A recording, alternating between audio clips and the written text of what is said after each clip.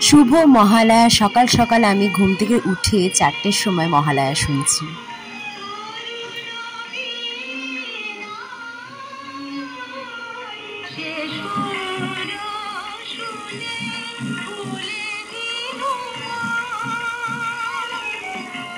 সকালে উঠে মহালয়া না শুনলে হয় বলো? তো সকালবেলা মহালয়া শোনার পর দেখি প্রচণ্ড বৃষ্টি শুরু হয়েছে। এত বৃষ্টি শুরু হয়েছে সত্যি মা যেন নৌকাতেই আসছে মনে হচ্ছিল। ভীষণ ঠান্ডা হয়ে গেছিলো ওয়েদার, কারণ আগের দিন যা গরম ছিল। আর এই দেখো আমার মেয়ে সন্ধেবেলা যেহেতু লোকজন আসবে সেই প্যাকেটগুলো তৈরি করছিল। আর এখানে আমাদের বললাম না অনুকূল ঠাকুরের নাম কীর্তন হয়, তো সকালবেলা একটু অনুকূল ঠাকুরকে পুজো দেওয়া হচ্ছিল, তো বাবাই পুজো দিচ্ছিল।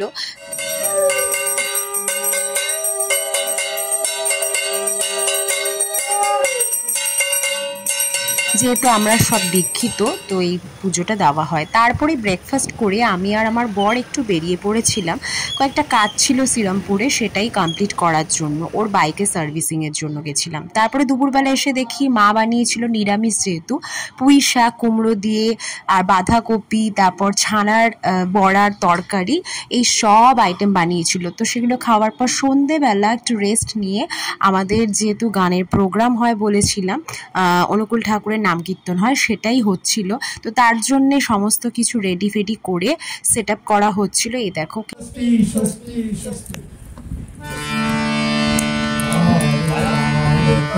বিনতি রাধা স্বামী আগে দয়া করো দাতা মেরে চিত চরণ লাগে চরণ জনম রবি পায়া ভেদা ভালো করো মতে জানবি রবি ভোগত ভেদা জীব ঘর মত ফিরে চিত যারো খানি জ্ঞানী যোগী পেলে রহে মন ক্ষীর খানি